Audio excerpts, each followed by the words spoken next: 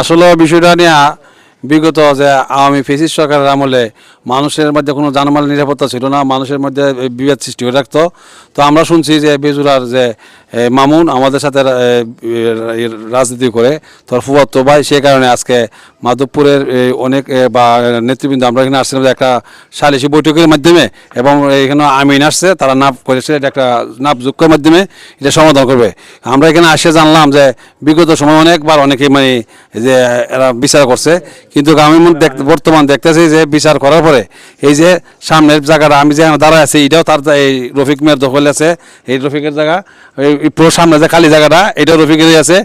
টিনের যে ঘরটা তারা জোরপূর্বকভাবে দল করেছে, অথচ টিনের ঘরটা তারা কিনা ক্রয় করা, পূর্বে মানে মাপ দেওয়া হয়েছিল, মাপেও তারা এই জায়গা করছে।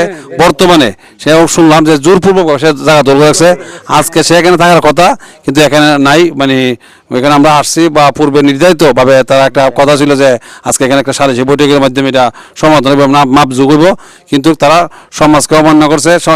ওয়ার্ডের মেম্বার এবং মহিলা মেম্বার এবং ওই এলাকার বিশিষ্ট ব্যক্তিবর্গ উপস্থিত ছিল, সবাই উপস্থিত থাকা সত্ত্বেও সে আশেপাশে মুরব্বী যারা এই এলাকার বিশিষ্ট মুরব্বী সবাই আছে, কিন্তু তারা নাই। কারণ তাদের একটা তাদের বোঝা যাচ্ছে যে রফিকের যে কথা যে আসলে আমরা জানি যে দলিল যার জায়গা তার, কিন্তু সেই কথা তারা অরক্ষা করে তারা জোরপূর্বকভাবে এখনো পূর্বের মতো মানুষের মধ্যে সন্ত্রাস শিকারী জায়গা দরকার রাখছে। আমরা চাই যে সুস্থ বিচারের মাধ্যমে সন্ত্রাসী মুক্ত করে তাদেরকে জায়গা পূর্ণ ফেরত পাক। আমি জানি না, তবে এরা বলতেছে এটা আমলিক। হ্যাঁ, আমলিক নেতা পেতালে